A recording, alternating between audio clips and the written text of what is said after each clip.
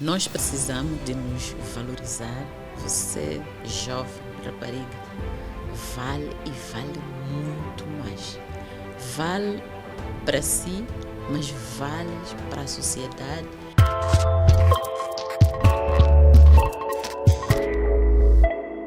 Olá a todos, sejam bem-vindos a mais um episódio do Podcast para Elas. Antes de mais, quero desejar a todas as mulheres um feliz Dia Internacional da Mulher que recentemente celebramos. Sem muitos motivos de celebração, com vários desafios, fizemos um vídeo a falar dos principais desafios que vivemos nestes últimos 2 meses. É um vídeo que nós partilhamos nas nossas redes sociais. Convido-vos a assistirem. Temos disponível no YouTube, assim como nas plataformas digitais, no Facebook, no Instagram temos também no LinkedIn. Portanto, podem assistir e deixar lá os vossos comentários em relação a este vídeo. Hoje eu trago uma convidada, uma mulher que tem uma trajetória muito inspiradora. Eu vou ler brevemente a biografia da minha convidada de hoje. Ela é formada em Sociologia, tem um PhD nesta área. Atualmente ela é diretora executiva do Fundo Nacional de Investigação.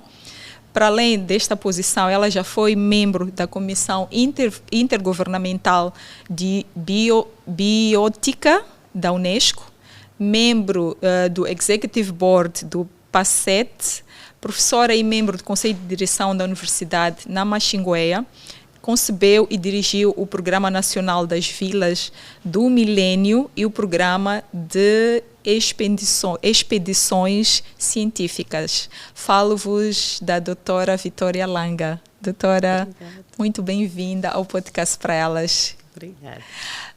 Nós tivemos a oportunidade de estar juntas num evento há sensivelmente 1 ano atrás, onde juntas falamos sobre o lema que foi definido pela ONU Mulher no ano passado, que é investir na mulher e acelerar o progresso. Tivemos uma discussão muito interessante, as suas intervenções foram apaixonantes de todas as formas.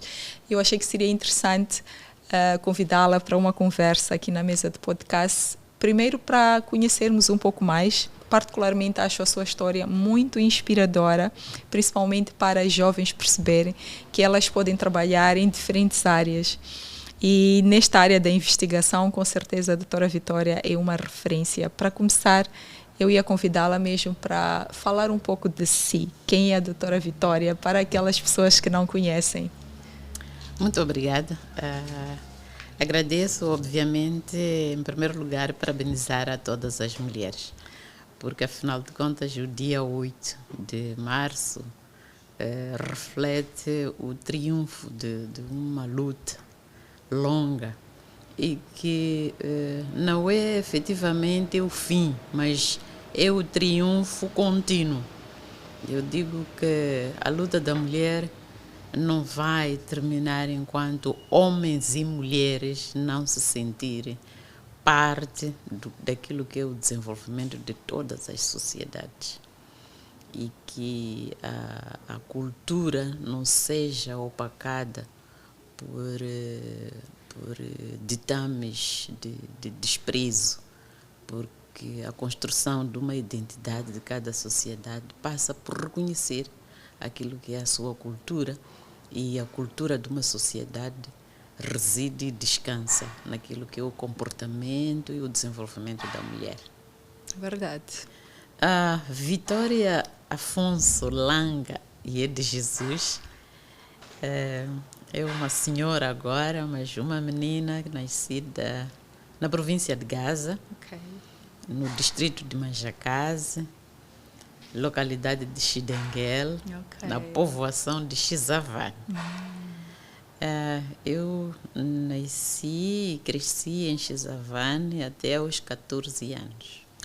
Portanto, hoje, quando converso com minha neta, eu fiz 4ª classe com 14 anos.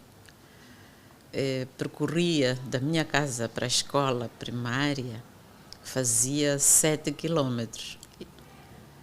Ir e 7 quilômetros regressar. E era tudo a pé. Tudo a pé. Começou a estudar com 10 anos? Comecei a estudar aos 8, mais ou menos. Mas quando completo quarta classe, tinha que sair, porque naquela minha povoação não existia quinta classe, nenhuma escola dava quinta classe. Portanto, tinha que sair de Xizavane para Xai-Xai. Ok. Com 14 anos, não tinha família. Minha mãe e meus pais, não é? Tiveram que alugar uma casinha de palhota redonda para eu ir ficar lá. Acho que pagavam cerca de 20 escudos ou 20, qualquer coisa. E eu fiquei lá a estudar quinta, sexta. Para a sétima classe, eu comecei a estagiar. Ok. Porque já havia a necessidade de trazer as minhas irmãs, que só tenho irmãs. Então isto acho que serviu de uma boa base para eu perceber muito cedo que o conceito de ser mulher não constitui impedimento para nada.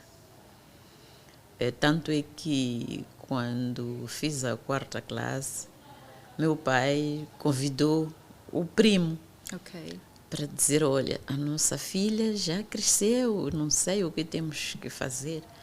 Então o primo disse, olha, eu vou lhe empregar como pastora dos bois. Uau. Assim, o primo vai poder escolher algumas cabeças em jeito de pagamento, né?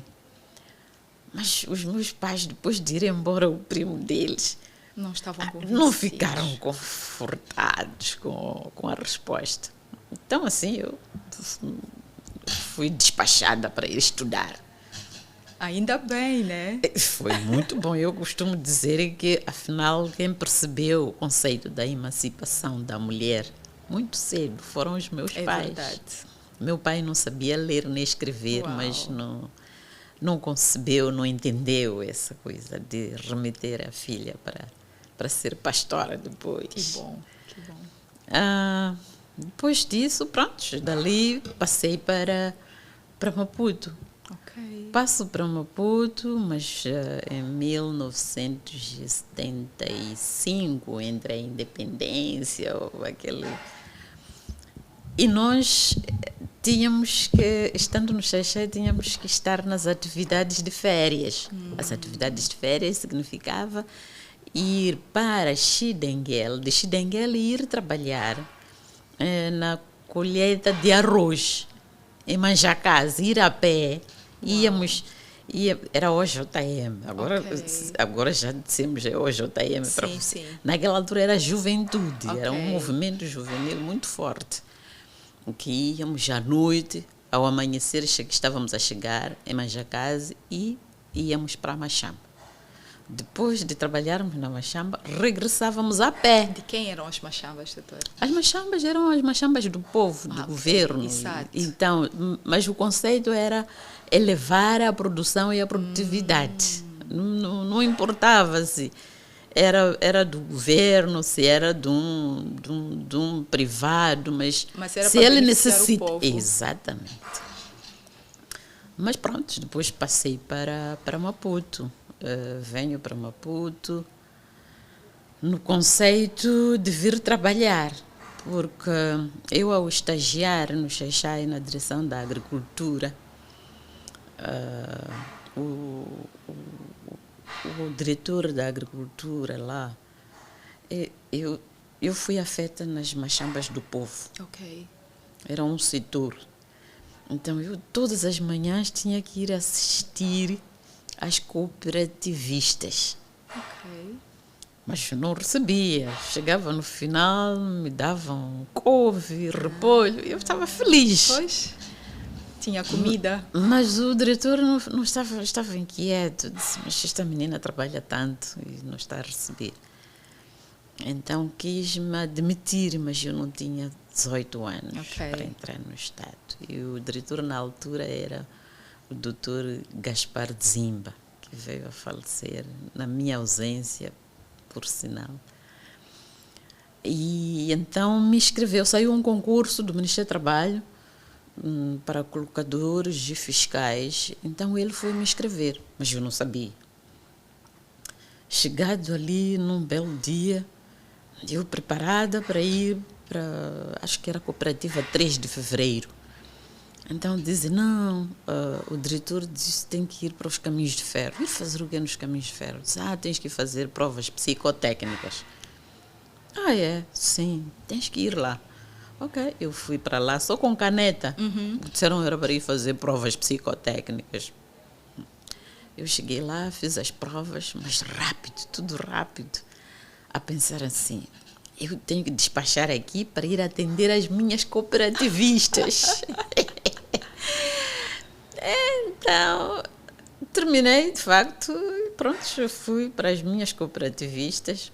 Só que o resultado, acho que concorremos ali, eram uns 100 e tal. Ok. Das 100 e tal pessoas, eu acho que fiquei em segundo lugar. Eu dizia, mas como que eu fico em segundo lugar? Eu nem estudei aquela matéria. Obviamente, quando me apresentaram o papel, Sim. para mim tudo era fácil, não é? Eram perguntas muito... Prontos, dali, então, vim para Maputo. Quando chego no Maputo, frequento o curso, eu vivia no lar do Ministério do Trabalho. Sim. E quando terminamos o curso, é onde a minha vida tem outro rumo. Sou colocada aqui no Maputo. Mas eu dizia, não, eu vim para fazer o curso, eu tenho que voltar. Eu sou de Xaixais, eu sou de Gaza. Tinha aquele sentido de voltar e contribuir para, exatamente, para o meu comunidade. local, para ali. Para mim, tudo só tinha sentido se eu voltasse para o Xaixai, porque... Mas pronto, quis Deus que não fosse assim. Pois. As outras meninas, porque tinha meninas quase de todo o país, de todas as províncias, todas elas queriam ficar no Maputo. Eu a dizer, não... Então, diziam, vamos trocar. Então, fomos ter com os chefes dali do Ministério. Disseram, não é bem assim. Segundo as notas de cada um, então nós selecionamos. E vão alocando com base nisso. Pronto, fiquei ali e eu não tinha onde ficar. A direção disse, não, tem um centro de irmãs, que era o Lar Santa Maria, ali na Júlio Nherere. Agora acho que é um restaurante Mimos, qualquer coisa. Ok. Então, fui viver ali, a trabalhar. Em tempos, quando estávamos nas atividades de feira, havia conhecido o meu atual marido, que era amigo, namorado. Depois, quando venho para Maputo, porque ele estudava aqui, éramos já fortes namorados, não sei o quê. Então, já trabalhava, ele também já dava aulas. Disse, bom, então podemos namorar. Sim. Ok. Ali trabalho numa direção que se chamava Direção Nacional era Estatística e Emprego, que tratava, portanto, nós analisávamos as estatísticas de emprego, de oferta e procura. Ok. E recebíamos as informações todas daquilo que acontecia nos serviços de emprego, nos serviços provinciais de emprego, onde as pessoas iam lá, aquele que está à procura de emprego e o empregador que tem a oferta. Ok. Antigamente, para apanhar emprego, não era preciso andar a submeter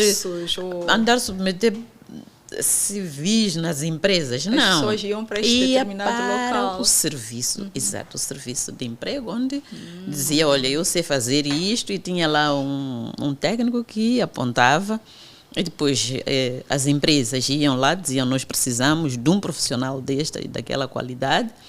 Então, aquele técnico fazia a junção. Ok. Depois chamava a pessoa que está à procura de emprego. Então, esta informação toda vinha para a nossa direção. E nós sistematizávamos e fazíamos o relatório para a OIT. Ok. Lá estava, me lembro, o Dr. Castro, um português. Sim. A doutora Esther Serrano. Estava o Alberto... Como é que se chama, já não me lembro o apelido, porque depois mudaram por qualquer coisa lá das políticas. Sim. Mas eu trabalhei muito fortemente com a doutora Esther Serrano. Ok. A doutora Esther Serrano era formada em Sociologia. Então, era uma senhora bastante dinâmica. E ela me ensinou de tal forma que eu ficava clara, né? Eu dizia, mas... Então, eu acabei lhe perguntando, mas a doutora estudou o quê? Então, ela parou, olhou para mim, disse, estudei Sociologia. Eu disse, o que é Sociologia? Ela explicou, não sei o quê. Eu disse, ok. Então, continuamos a trabalhar e eu fiquei com o conceito. Sociologia, ela tem um interesse de ensinar e consegue ensinar, transmitir, mas também tem a parte social, que era muito forte nela. Eu era jovem, mas ela tinha muita paciência comigo. Não tinha filhos. Ela tinha muita paciência comigo.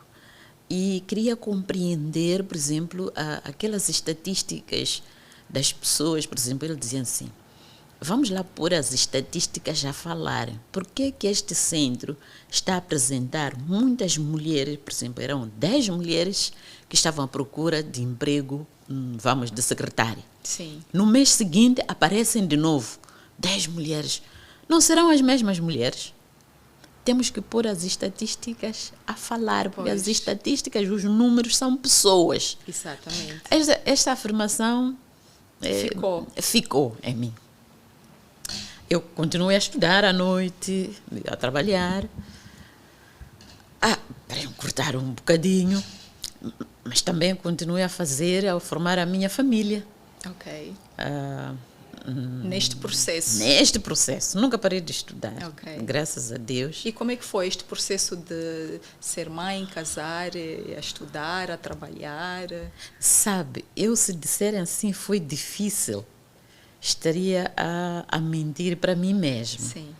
Porque eu acho que tudo fica fácil quando nós nos entregamos. Eu estava literalmente apaixonada por ser mãe, mas também estava entregue naquilo que era a busca do conhecimento.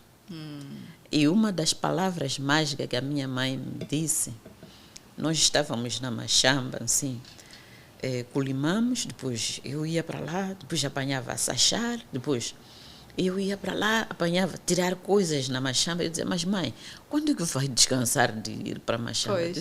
Ela levantou-se e disse, olha, para descansar de vir a Machamba, tens que ir a outra Machamba. Eu disse, qual? Disse, a escola. Eu disse, então, a escola também, disse, escola não termina, tens que estudar, dominar aquilo que é o conhecimento científico, que isso vai lhe facilitar trabalhar no escritório. Eu, ok. Mas isso não significava nada naquela altura. Só vim juntar isto com aquilo que a doutora Esther me disse, que é preciso pôr os números a falar. E que os números não são simples números, são pessoas. E é preciso nós trabalharmos para o bem das pessoas, modificar. Não é ver o número permanecer e continuar. Não. É preciso nós vermos o quanto esta sociedade está a ir ao desenvolvimento, porque ir ao desenvolvimento é ter um emprego. Exatamente. Tudo bem. Então, eu dizia, formar o lar, temos empregada, então reportei empregado para estar em casa com a criança. Eu ia para o serviço, terminado o serviço, ia para a escola. E voltava a casa, normalmente. Ok. Mas depois tive assim uma necessidade, porque vi outras raparigas e rapazes, né, lá no Ministério, a pedirem para estudar de dia. Saiu uma norma, uma lei que dizia que a pessoa pode ser descontada e ficava a ganhar 75% do seu salário. Descontavam 25%. Exatamente. Então, eu disse, posso fazer também. Então, escrevi para o ministro. Me recordo que o ministro nessa altura, disse: nós não necessitamos de si com essas qualificações que a menina quer ir adquirir na escola. Aquilo me ofendeu muito, né? Eu disse: então necessitam de mim como uma burra. Eu estou a ver que os outros têm 12ª classe, outros têm licenciatura, então só precisam de mim. Eu disse: agora é que eu vou estudar mesmo, de verdade.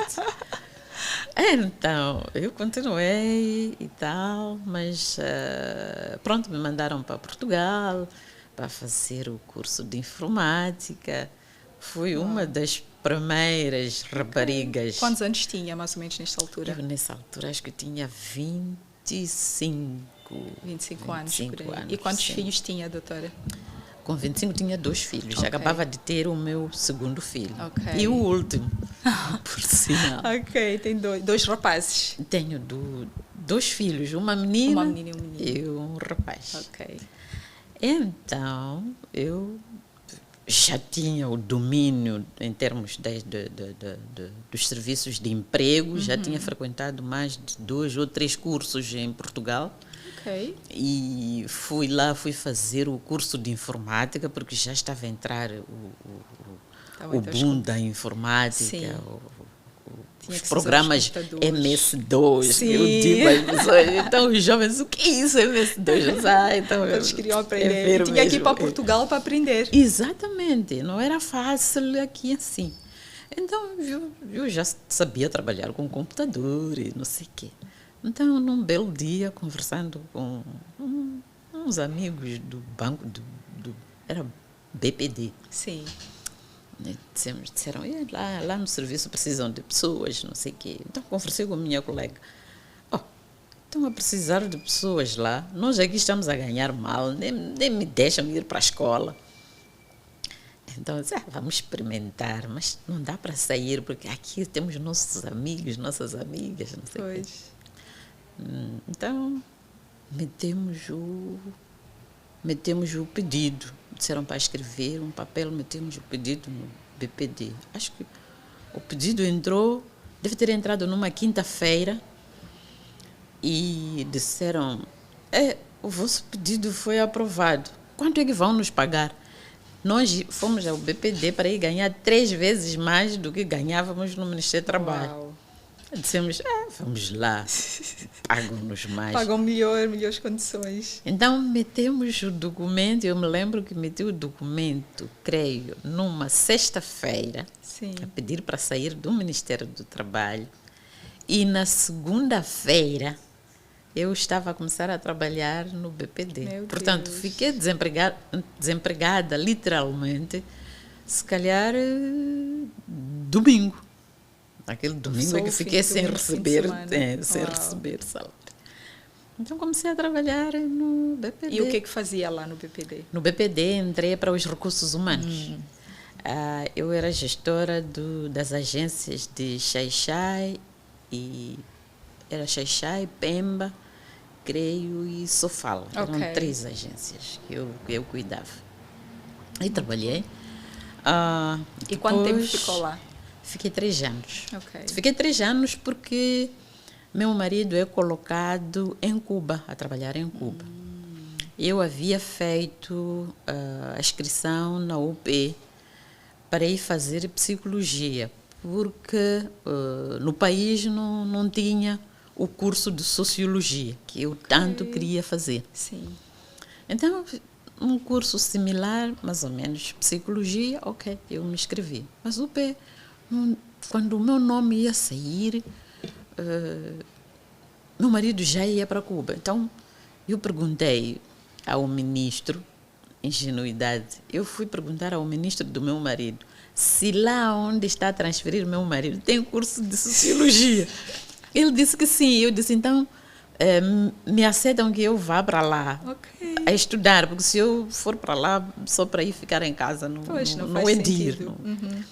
Então, na altura, era o professor Aniceto dos Mochão. Acho que ele disse: eu he de vir à vossa casa para explicar. Acho que veio a ingenuidade até um certo ponto. De facto, ele veio e explicou. Então eu disse, ok, então eu vou estudar.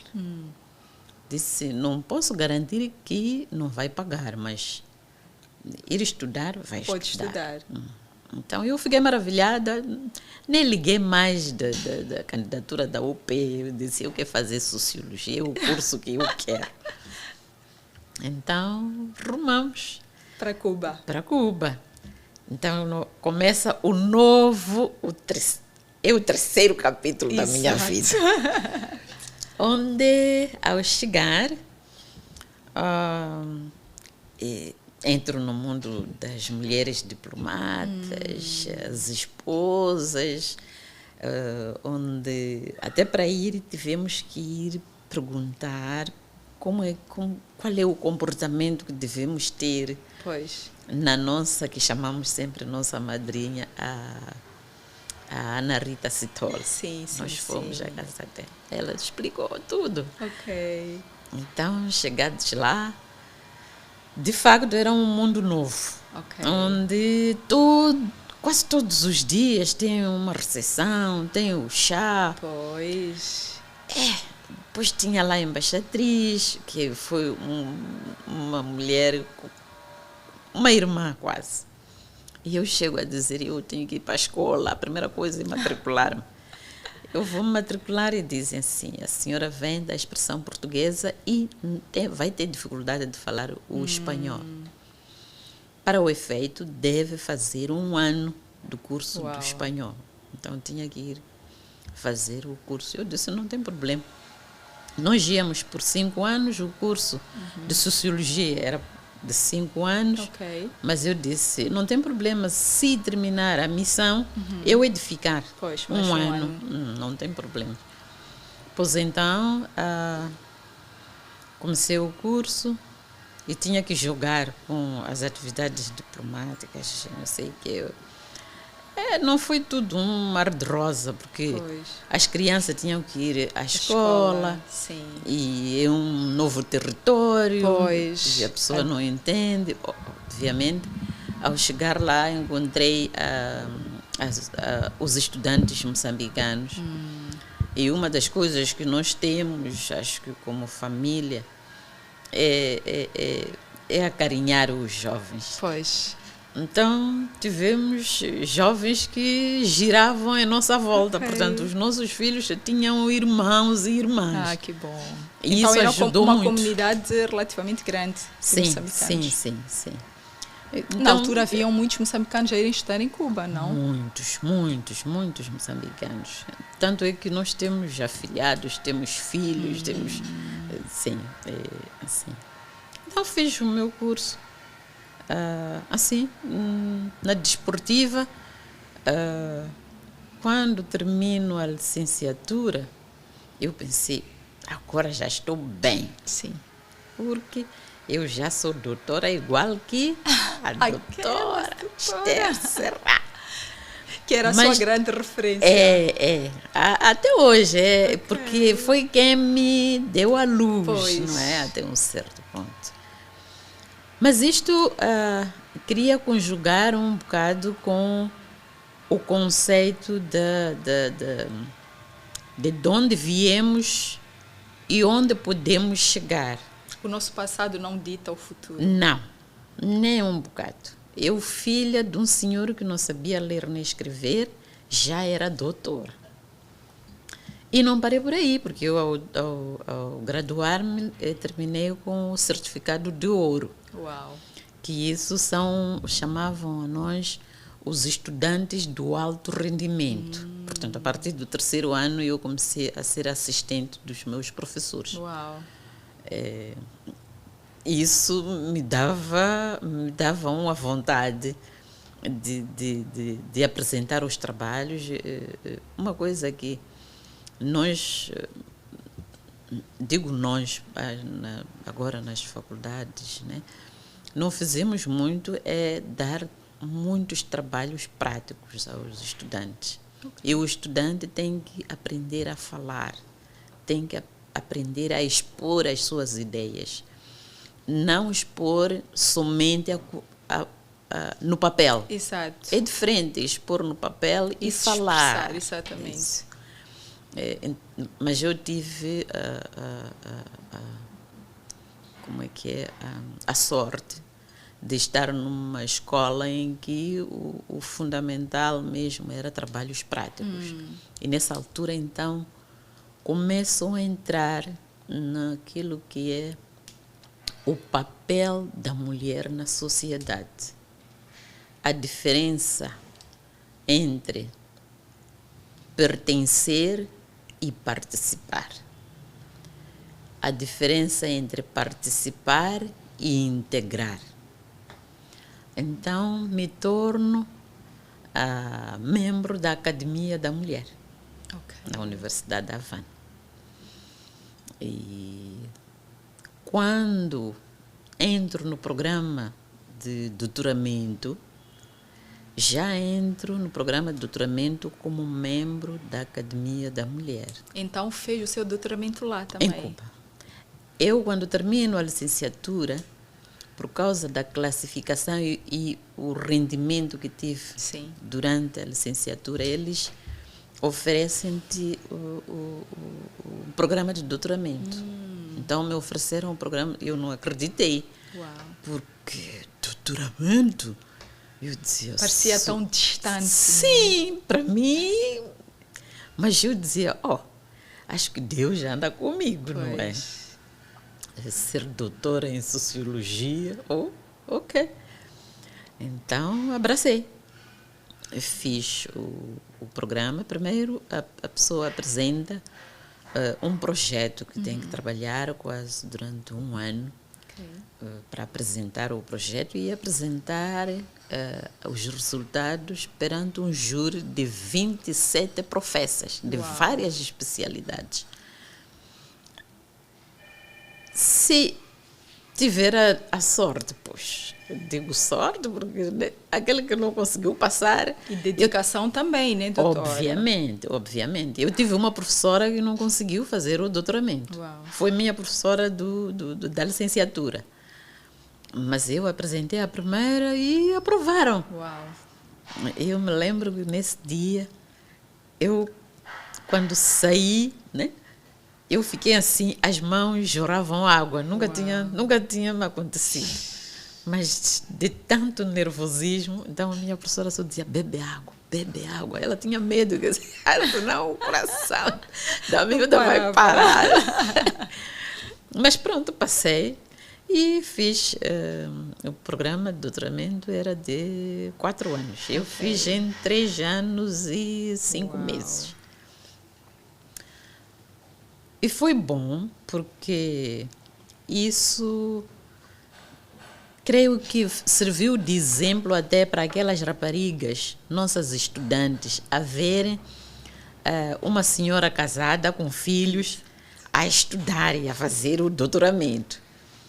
Mas durante esse período ainda entrei na Associação das Mulheres Diplomatas. Onde cheguei a ser presidente daquele grupo. Mas me ajudou muito a vice-presidente, que é a doutora Luísa Mangolana. Ela já foi vice-presidente do MPLA, saiu há pouco tempo.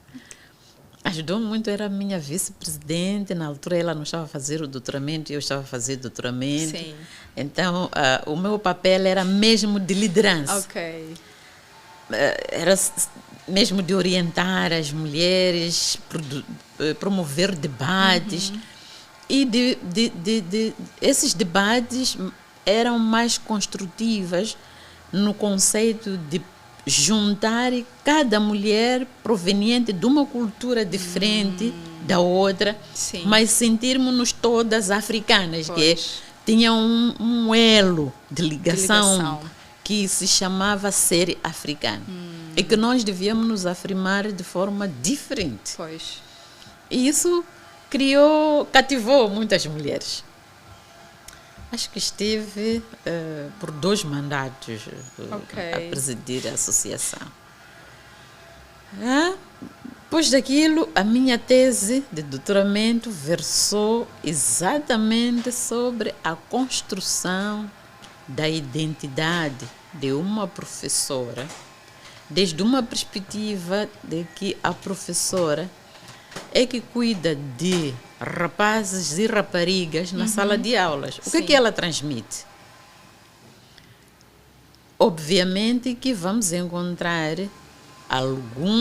alguns posicionamentos de dizer raparigas, eu não fiz o TPC, estive a lavar a louça, e a professora tolera ao rapaz, você não tem como não fazer o TPC, o que é que esteve a fazer? Tens que fazer o TPC. Então, os rapazes se sentem como que são os que devem dominar a ciência em relação às raparigas. Meninas. E não é verdade. Os dois devem ter e devemos exigir, tanto ao rapaz como a uma rapariga, o mesmo esforço em termos do domínio do conhecimento, em termos da apresentação dos trabalhos. E no momento da avaliação devemos avaliar de forma igual.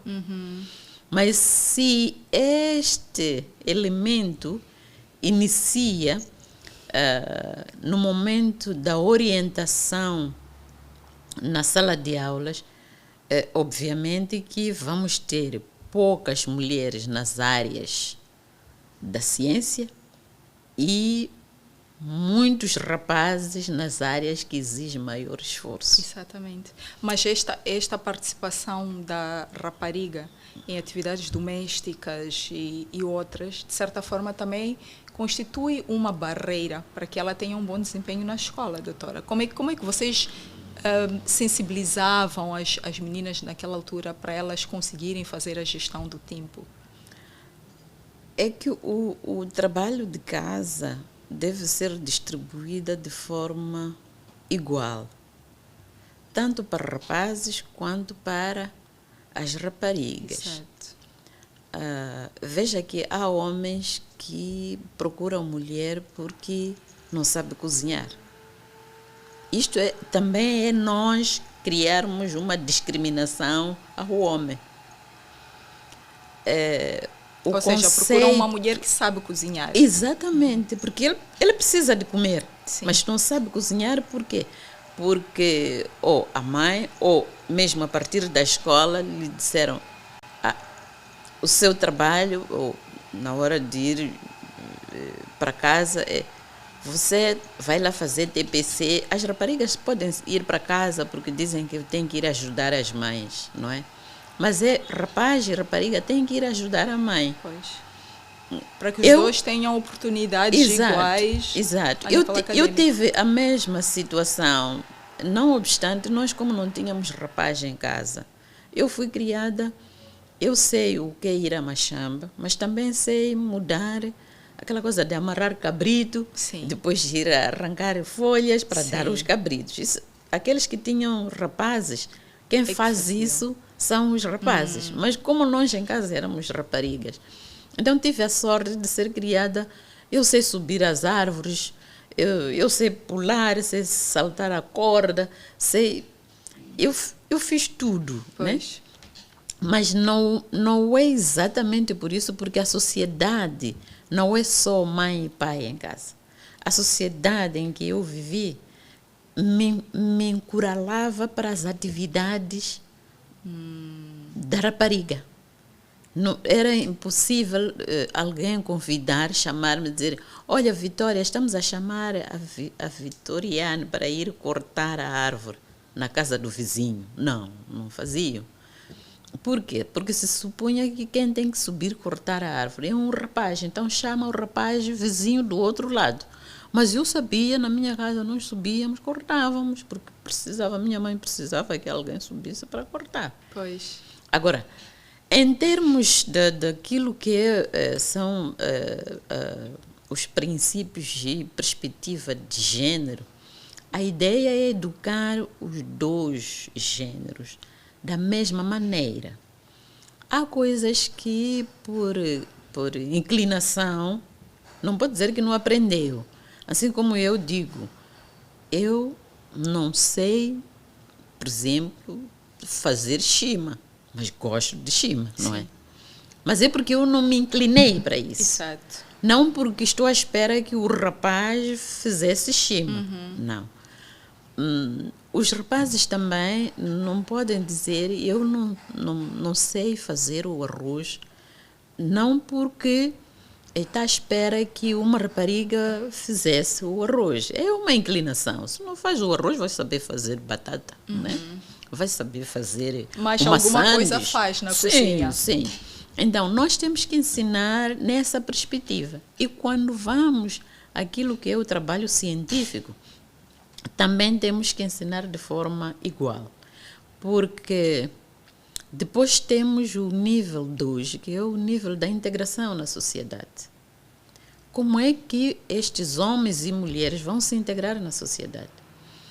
E essa integração exige a dinâmica de ambos. Esta dinâmica significa participar, dar o que é o seu conhecimento, opinar, desenvolver as suas capacidades. Porque a integração é estar lá, é mais um. Pois. Eu, se tivesse estado no Ministério do Trabalho como mais um, eu teria ficado ali, não teria estudado. Pois. Porque ia escutar o que o chefe diz. Que tu não precisas estudar. Não precisa estudar, nós não precisamos de ti com escola, com né? muitos conhecimentos.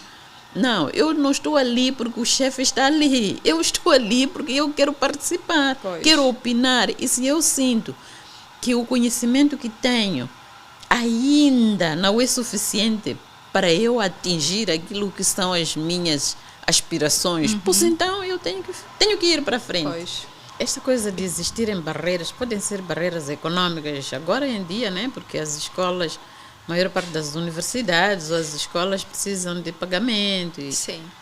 Então, ontem mesmo, porque é uma memória fresca que tenho, estive com uma rapariga que diz, eu tenho 23 anos, mas já tenho a minha casa e vivo na minha casa e trabalho e vou... Sabe como é que eu construí a minha casa? Eu disse, não sei, filha, 23 anitos. Disse, sim. Eu comecei a trançar, a fazer o cabelo. Uau. E com esse dinheiro comecei a guardar e a construir a minha casa. E eu disse, agora tens que estudar. Disse, sim, esse é o passo número 2. E vou me doutorar. Uau. Então, o que conta muito é o foco. Sempre vamos ter barreiras. E nós, como mulheres, as barreiras são inúmeras. Ou são as barreiras que a sociedade te impõe, ou são as barreiras que a própria cultura te põe à sua frente e você olha e diz, eu daqui não posso passar, porque o que é que vai dizer o vizinho, o que é que vai dizer a vizinha, eu não fiz isto. Estas são das piores barreiras que existem, né? São. A opinião dos outros, do seu entorno. Isto é difícil, mas eu acho que para esta sociedade atual já tem as bases para estas barreiras não terem tanta força quanto tiveram anteriormente, se calhar no meu tempo ou no tempo da minha mãe, porque já temos as teorias, estão ali, e muitas destas teorias encontras até no Google. Você vai, olha para lá e diz, a teoria... É verdade que em um momento qualquer dizem, o feminismo está ligado a não sei o quê. Não, o feminismo deu bases para as mulheres perceberem que afinal nós também somos seres e sujeitos sociais tal e qual quanto é o homem. E perceber mesmo, alguém lhe cria uma barreira, você tem que perceber. E a primeira coisa mesmo é entender que isto se chama barreira. E eu tenho que passar. Eu costumo dizer, as barreiras não costumo lutar com elas. Não, porque elas estão ali. E não vale a pena. Aparecer. Sempre vão aparecer. A inteligência, eu costumo dizer, eu estudei ciência. E a ciência tem que me servir. O que eu faço? Eu dou volta. A barreira está aqui à minha frente. eu vou dar a volta. Usa a inteligência. Usando a inteligência, use a ciência. Porque a ciência está ali para servir qualquer um de nós. Não está ali para servir os homens só. Não. Nem está ali para servir aqueles que têm acesso à ciência. Não. Neste momento, a ciência está ao serviço de todos. Então, use isso e dê volta, passa para frente. Depois a pessoa de olhar, me lembro quando voltei, né? Já eu era doutora. Sim. Cruzei com aquele dirigente que disse que não precisava de mim com muito estudo. E disse, professora doutora. Eu disse, olá, tudo bem? Mas aquele olá foi mesmo de sorrir e lhe a mostrar que, olha, há determinados pronunciamentos que não devemos fazer. Pois. E eu, pessoalmente, tenho tido muitos problemas em classificar as pessoas. Ok. Porque hoje a pessoa está no nível mais baixo, mas amanhã a gente não sabe. Então, temos que ter muita cautela. O facto de eu ser hoje doutora não quer dizer que aquela que está a fazer a 12ª classe não vai ser doutora. Pois. Então, vamos lá ter calma. O que nós temos que transmitir é que todos nós podemos, sempre e quando queremos. Esta sociedade é de todos. Não existe isso de dizer, isto aqui é para aqueles que podem, aqueles que têm. Eu não tinha nada, eu entrei na cidade de Maputo com um par de sapatilhas. Mas hoje já tenho sapatos, tinha só 2 mudas de roupa. Entrei, lavei a outra roupa, a outra usei e vim para aqui. Mas hoje já tenho roupa, até levo, vou oferecer. Sim, por quê? É uma questão de determinação. Foco, não, determinação. Sim, não é porque sou rica. Não sou rica. Ainda me considero pobre. Mas acho que tenho um pouco mais do que eu tive. Claro, então, com o certeza. meu percurso não olho para os outros. Olha para o seu Eu mesmo. olho para o meu próprio percurso. De onde é que estava e onde está. E nem quero me comparar com ninguém. Porque o que eu quero é aquilo que eu quero. E que ninguém mais sabe o que é que eu quero. Hoje tenho os 2 filhos. Tive muito cedo, sim. Mas acho que tive no momento exato. E fiz-lhes crescer. Hoje, eu costumo dizer a eles, vocês façam o que vocês querem. Não é porque mãe estudou, vocês também têm que estudar, porque os momentos são outros. Mas cada um que faça o que quer. Obviamente que você tem que ter profissão. Claro. Não é? Então, independentemente de ter um PhD ou não, o importante é ter uma formação para ter uma profissão. Exatamente. O PhD é aquele que quer. É verdade que o conhecimento é tranquilizante. Eu costumo dizer que é tranquilizante para nós, os pobres, que não temos nem tio, nem tia, nem nada. Eu confio no meu conhecimento. Se quer me comprar por o meu conhecimento, me compre. Mas se achar que eu serei família de alguém, então me deixe. A sociedade me vai abraçar. A doutora Vitória saiu de uma localidade, uma vila. Os seus pais não sabiam ler e escrever. Fez a 4ª classe com 14 anos. Veio a Maputo com 2 mudas de roupa. Bem. O seu pai não é nenhuma figura pública. Idem a sua mãe, idem as suas irmãs. Mas hoje, a doutora Vitória construiu um nome, uma carreira e uma referência na área da investigação. Isso mostra claramente que, com foco, com determinação, nós conseguimos chegar onde queremos chegar. E a doutora Vitória disse muito bem, o conhecimento é o seu maior aliado e usa a inteligência para ultrapassar as barreiras todas que possam surgir ou que surgiram ao longo do seu percurso. Então, eu acho que... Acho não, é uma história que se assemelha ou que pode servir de referência para milhões de meninas neste país, porque a maioria da nossa população vem exatamente de onde a doutora Vitória vem. A mensagem que eu quero aqui dizer é exatamente essa. Quero mesmo sublinhar estas suas palavras, que às vezes nós, os mais novos, quando falamos, talvez algumas pessoas não acreditam, que nós não precisamos ter um pai com nomes sonantes, com posições na sociedade para nós conseguirmos aquilo que nós queremos. Aliás, a doutora Vitória é um exemplo, eu sou um exemplo e várias outras mulheres na sociedade são este exemplo de que viemos de uma localidade, de um distrito, mas hoje marcamos uma posição na sociedade. Então, as pessoas não podem se deixar intimidar pelas posições. Hoje fala-se muito da questão do apadrinhamento, que as pessoas só têm oportunidades quando são apadrinhadas, mas temos alguns exemplos de jovens que não têm apadrinhamento, jovens que vieram do zero, que conseguiram estudar e aos poucos foram construindo a sua carreira. Não é fácil, existem sim as barreiras, mas gostei muito das suas palavras. Vamos usar a inteligência para contornar as nossas barreiras.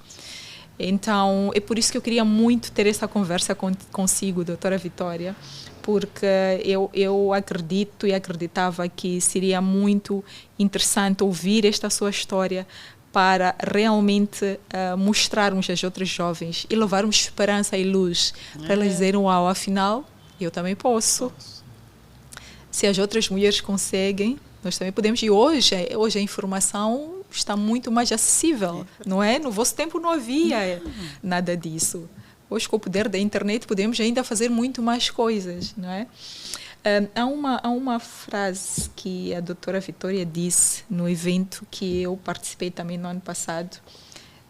Uma delas que eu gostei muito é que as mulheres fazem circular a economia. Mas também eu queria que falasse um pouco dos desafios que a doutora Vitória já enfrentou como mulher na área da investigação científica. Porque aquilo do pouco que eu sei, em Moçambique existem poucas mulheres que estão na área de investigação científica. Então, eu queria que falasse um pouco desta parte. Sim, a investigação é aquela área que não é para ganhar dinheiro. A investigação é aquela área que destapa muitas coisas. Eu vou dar uma pequena história que quando eu entro no Ministério da Ciência e Tecnologia, me deram como desafio, que é palmilhar o país, ver as zonas onde necessitamos de aplicar a ciência e diminuirmos o sofrimento das comunidades. E, para o efeito, organizei expedições científicas. Andamos por todo o país. Saiu uma informação que não consigo publicar. Eu sei por que não consigo publicar. Não consigo publicar porque a líder daquele livro sou eu, sou mulher. E eu fui dirigir uma instituição que financiava a publicação de livros e artigos científicos. Mas nós, como mulheres, eu disse assim, eu vou financiar o meu livro. Não tem sentido. Não faz sentido. Eu prefiro esperar. E se alguém abraçar o projeto, quiser financiar, pode financiar. Mas eu prefiro esperar. É de ir buscar o financiamento de outra maneira. E esse livro vai sair. Tem que sair. Tem que sair, vai sair. Então, naquela pesquisa, eu liderava um grupo de pesquisadores de renome, um grupo de mais de 25 pesquisadores, de diversas áreas. Moçambicanos todos? Moçambicanos, todos. Moçambicanos. Mas notei uma coisa. Aquele grupo era constituído maioritariamente por homens. Depois, mas há de ver que fizemos o levantamento, foi sistematizado, transformou-se aquela informação em um livro, tudo bem, algumas coisas foram resolvidas e partilhamos e tal. Mas eu apercebi-me alguma coisa. Ok, a mulher nunca pode aparecer a liderar pesquisas grandes, não deve. Eu disse, ok, deixemos. Mas tive a sorte, o azar de ir dirigir uma instituição que é para financiar a pesquisa. Então, trabalhei acho que 2 anos, depois comecei a dizer, eu sou pesquisadora, vamos lá estudar quais são os fenômenos que aparecem aqui em termos da participação da mulher. Cada vez que organizamos os eventos científicos, está cheio de raparigas, de investigadores também. Então, fui olhar os financiamentos e a liderança dos projetos que nós estávamos a financiar. As lideranças, o líder do projeto é um investigador, mas a equipa, a maior parte são investigadoras. Ok. Quando vou perceber é que quem autoriza o uso dos fundos é o líder do projeto, que é um homem. Mas quem executa o trabalho são as pesquisadoras. Entregam o relatório ao líder, o líder pega no relatório, apresenta a nós como financiadores e ele assina. Então eu peguei no telefone, eu disse, quero confirmar. Ligava para os líderes, dizia, não estou no país, eu quero me encontrar consigo amanhã, posso? Não estou no país, estou na Alemanha. Então pode ser a próxima semana. Não, é que estou aqui a fazer o pós-doc. Eu ligava para outro, não, estou em Lisboa, estou a fazer uma pesquisa aqui, mas pronto, continuo a liderar. Fui fazer isso em mais de 50% dos implementadores dos projetos. Então, descobri que é verdade. As mulheres, as investigadoras, são elas que estão a trabalhar no terreno.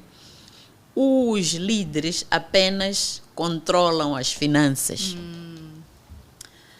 O poder está, queiramos não ou sim, está em quem autoriza o uso dos dinheiros. Enquanto você não tiver dinheiro na mão, o poder vai escapar. Exato. Tem que ter dinheiro. Então, isto me confirmou que mulher na ciência enfrenta um outro tipo de dificuldade. Não é a incapacidade do domínio da ciência, mas é que a liderança, quando se trata da parte financeira, já é quase orientada para os homens, os investigadores masculinos. Temos que ultrapassar isso, sim. Quais são as barreiras que a mulher enfrenta ali? É porque a mulher é menos interventiva. Quando é para apresentar os resultados, a mulher até apresenta de forma coerente, mas ela não é violenta de dizer, eu isto tenho domínio, eu é que vou apresentar. A mulher consegue abrir a mão para o homem apresentar. Até pode preparar os slides todos e o homem apresentar. Então, quando fizer-se as perguntas, então as mulheres vão respondendo. Então, quem aparece nos holofotes é o homem. Então, quem aparece a ser reconhecido é o homem. E nós, as mulheres, somos menos expositivas em termos da exposição. Que há um concurso para isto, ser a mulher a escrever e a apresentar Sim. em nome próprio é um pouco Por que acha é que menos, isso acontece, doutora? É receio, é falta de incentivo, é falta de autoconfiança? O que pode eu ser? acho que é mais um problema introspectivo, não tem nada a ver com a parte de incentivo, não. É mesmo este dinamismo que nós somos mais visíveis internamente e externamente precisamos sempre de uma muleta. Eu costumo comparar isto com o conceito de casamento. Sim. Que nós podemos ter profissão, podemos ter um bom posto de trabalho. Há de ver que a mulher há de querer casar. Mesmo quando vê que parece que casamento não é comigo, né? Mas diz que é melhor ter um marido, né? Sim. E aquele conceito que nós carregamos de que o marido até pode te maltratar, não sei o quê. Basta chegar alguém em casa, você não demonstra que o marido te maltrata. Finge que está tudo bem. Então, mas é preciso ter, porque senão o marido vai te abandonar. Veja como nós nos referimos. Dizem que a sociedade não respeita uma mulher não casada. Exatamente. É que quem abandona é o homem que abandona a mulher. Por que não é a mulher que abandona o homem? É mais fácil dizer assim, opa, abandona lá esse homem porque te maltrata. Mas nós estamos muito ainda, a algum momento, agarrados àquilo que são não sei se chamaríamos cultura, eu não chamo isso cultura, são princípios discriminatórios que ainda reinam em nós. E precisamos de eliminar ou de diminuir, pelo menos. Mas isto não eu costumo dizer que não só afeta a própria mulher, mas também afeta o homem. Imagina aquele investigador que de repente ele tem que pegar numa apresentação e fazer numa plateia onde tem tanta gente e depois precisa das investigadoras para lhe ajudar, explicar aquilo que ele apresentou. Pois. No fundo é uma discriminação. Né? É dizer, esse pode ter apresentado, mas não sabe, não tem domínio desse trabalho. Mas implicitamente eu acho que nós temos que dinamizar mais as mulheres a serem mais expostas, a terem mais autoestima, porque afinal de contas elas têm o domínio da ciência, elas sim podem, elas têm a capacidade de desenvolver os projetos e de fazer seguimento, inclusive. As mulheres, uma das coisas que notei é que os processos dos projetos dirigidas por mulheres não têm muitos problemas na apresentação, por exemplo, dos resultados, na apresentação dos balancetes financeiros. Não conheço nenhum dos 10 anos que estive no Fundo Nacional de Investigação. Não conheço nenhum projeto que teve problema, um projeto dirigido por mulher que teve problemas de devolvermos, dizer que, olha, vai lá acertar e as contas não estão certas, não estão a bater. Não. Os resultados estão ali, podemos opinar, podemos dar subsídios, mas estão ali. E a parte financeira também está bastante transparente. As mulheres são ótimas a fazer gestão financeira. Aliás, os dados, os bancos, os próprios bancos comerciais, têm dados que mostram que as mulheres é que honram mais com compromissos financeiros, que pagam os seus créditos. E é por isso que, se olharmos de forma mais holística para aquilo que é o nosso, eu acho, o nosso movimento em termos do comércio, quem movimenta o comércio são as mulheres. Verdade. E é onde até os dirigentes, dos países, deviam acarinhar mais as mulheres. E essas mulheres do informal são as que têm maior capacidade de gerar lucros. Sim. Porque imagina uma mulher que tem 100 meticais. Ela sai, vai te comprar o tomate, de 100 meticais. Volta a casa, ainda tira 3 tomates para fazer o caril. Exato. Mas vende, tem lucro e tem a reposição do dinheiro para amanhã ir comprar mais. Pois. E agora, em algum momento, em algumas áreas, ainda paga o imposto. Exato. E continua a vender. Ainda que seja aquele imposto de mercado. E paga. quantos homens abrem uma empresa por um vendavalzinho, ele está a fechar a empresa, já faliu. E alguns ganhou o dinheiro, eu costumo dizer, até estive a conversar com alguém há poucos dias, que dizia assim que o nosso rendimento quando vamos trabalhar é o nosso salário. Eu disse, não, isso não é rendimento. Sim. Ainda não é. Ainda não é. Porque eu tenho que tirar dali o combustível, tenho que tirar dali a minha alimentação, tenho que tirar dali as despesas de casa, incluindo a roupa, o lavar de roupa. Sim. O que vou considerar rendimento é aquilo que vai restar e que provavelmente só resta no final do ano, que só resta provavelmente uns 500 meticais na conta. Tu dizes, eu vivi durante o ano, mas o que eu lucrei mesmo só são estes 500 meticais. Pois. Mas muitas das vezes utilizamos aquilo que é investimento e dissemos que é rendimento. Às vezes vamos a um jantar, acabamos todo o dinheiro, então não temos o outro dinheiro para a reposição do nosso negócio. E mesmo nós, quando vamos ao serviço, você pega no salário, gasta. Depois começa a ter problemas, já não tem dinheiro para carregar o telefone. Sim. Depois não tem dinheiro para pôr o combustível. Pois.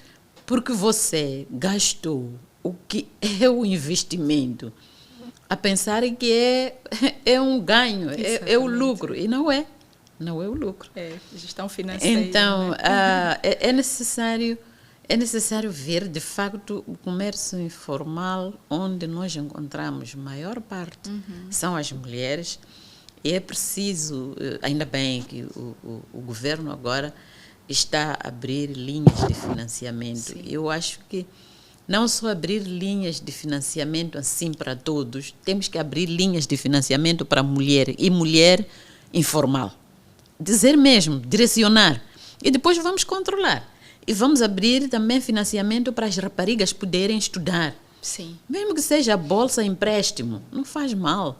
Porque hoje em dia é difícil voltar para 1978, quando eu estudei. Nós só íamos fazer matrícula na Francisco Manhanga. Não pagávamos quase nada.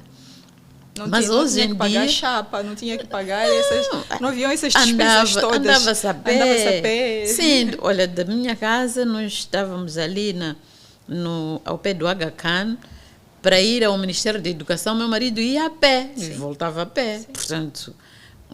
Hoje em dia, dali, você não põe nenhuma criança a andar. Não. Pode andar, mas o momento é o outro. Sim, há muitos riscos. Há muitos riscos. É que a própria sociedade te empurra para você se enquadrar aquilo que é o momento atual. Pois. Então, é necessário que haja também o estímulo para que as raparigas possam dar o horizonte àquilo que são as suas aspirações, aquilo que são os seus objetivos. Pois. Porque, de facto, nós estamos a dizer que aquele que não teve a capacidade de ir à escola não pode triunfar. Pode. Sempre está muito ligado àquilo que é por onde você quer triunfar. Mas também o domínio da ciência, a tecnologia e a inovação são elementos fundamentais hoje em dia. Sem dúvida. Não temos como dar a volta, encontrar alguém hoje em dia que diz, olha, eu não sei escrever um documento no computador. Vai se tornar digo para jovens que querem trabalhar, fica assim, então matricula-se num curso. Vai ser isto a primeira coisa. Ir por outra via é muito mais difícil. Muito mais difícil. As oportunidades também tornam-se muito reduzidas. Ficam fechadas. Então é necessário que nós orientemos, como aqueles que se beneficiaram daquele tempo onde a escola era grátis. Exatamente. Né? Exatamente. Eu fiz o doutoramento, acho que para o meu doutoramento paguei só $6.000. Uau. Hoje em dia, para fazer doutoramento, isso não é dinheiro. É um investimento. Tive muita gente a dizer assim, estou à procura de bolsa para fazer doutoramento. Eu olhava e dizia, tem que concorrer, tivemos que dinamizar o Fundo Nacional de Investigação para entrar naquilo que são as outras instituições congêneres da região e internacionais, exatamente para acedermos àquilo que são os concursos que acontecem nos outros países. Mas aí está, nós pomos isso e são poucas mulheres que concorrem. Eu estou no board do PACET, que é um fundo para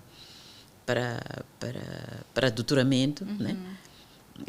Mas a primeira chamada, nós tivemos quase 0 pessoas a concorrerem para o doutoramento. Uau. Aquele que concorreu não escreveu bem. Eu lá no board fiquei assim, eu disse, aqui o país contribuiu com $6 milhões, mas nós não estamos. Estou a pedir para se lançar de novo, né? Para depois dinamizarmos. Né? Eu voltei para os meus colegas no Ministério, me lembro que eu disse, aqui tem que se fazer campanha. Aqui tem que se fazer campanha, as pessoas têm que concorrer. Só foi assim que conseguimos ter um número mais ou menos razoável, acho que foram 29. Conseguimos ter 29. E quantas mulheres lá estavam? Estão, não tenho o número, mas é por aí 30% dos 29, 30%.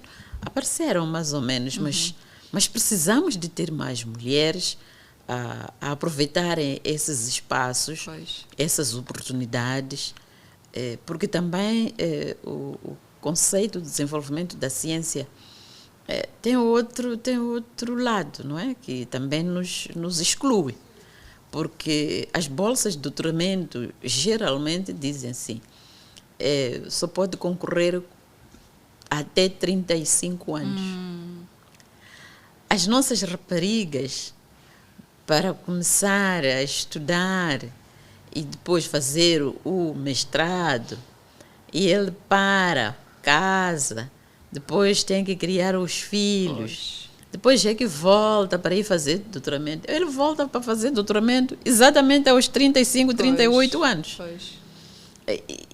E lá não fora Lá fora essas bolsas já não abrem para nós. Então, temos muitas barreiras que precisamos de pôr um pouco de acelerador para podermos abrir mais espaços para podermos entrar. Exato. E beneficiarmos daquilo que está a circular em nossa volta. Doutora, nós estamos quase no fim, ou já no fim, já passamos até do tempo. A conversa está muito, muito, muito interessante mesmo. Acho que poderíamos levar mais 1 hora ou 1h30 aqui a falarmos, né, desses temas todos muito interessantes. Mas antes de fecharmos, eu gostaria que deixasse uma mensagem, ou seja, eu vou lhe fazer assim umas 2 perguntas que queria que desse respostas breves e depois vamos fechar com um conselho que eu a convido a deixar para raparigas.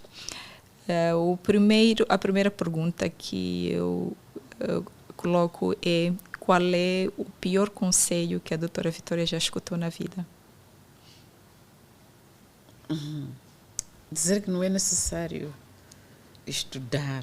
Uma mulher não precisa. Até saía das minhas amigas. Para que tu estás a perder tanto tempo? Estudar. Para estudar. Desfrutar, trabalha, tem filho, tem marido, tem família, não precisa. Mas eu costumo não responder. Prefere não responder, Não, né? não respondo, porque eu acho que sempre o objetivo da vida de cada um está com a própria pessoa. Qual é o maior desafio que já enfrentou como mulher, a nível pessoal ou profissional? Realizar o que eu quero. Eu quero ajudar principalmente as raparigas mais necessitadas. Mas eu sinto, não sei se é prematuro dizer que sou capaz de não conseguir. Então, porque sou cientista social. Como cientista social, eu acho que a minha vida mesmo, eu devia ter estado a trabalhar com as comunidades. Mas achei também que o fato de eu ter estudado muito, então me fechei a isso, porque quando eu regresso, trabalhei na UIM, depois fui para a Politécnica, da Politécnica fui para o Ministério. Logo que cheguei no Ministério, me nomearam chefe de departamento. De chefe de departamento, passei a coordenar um programa que se chamava Vilas do Milênio. Sim. De Vilas do Milênio, fiquei diretora nacional daqui, diretora nacional daqui, diretora nacional daqui, diretora nacional daqui, até entrar como diretora executiva do Fundo Nacional de Investigação.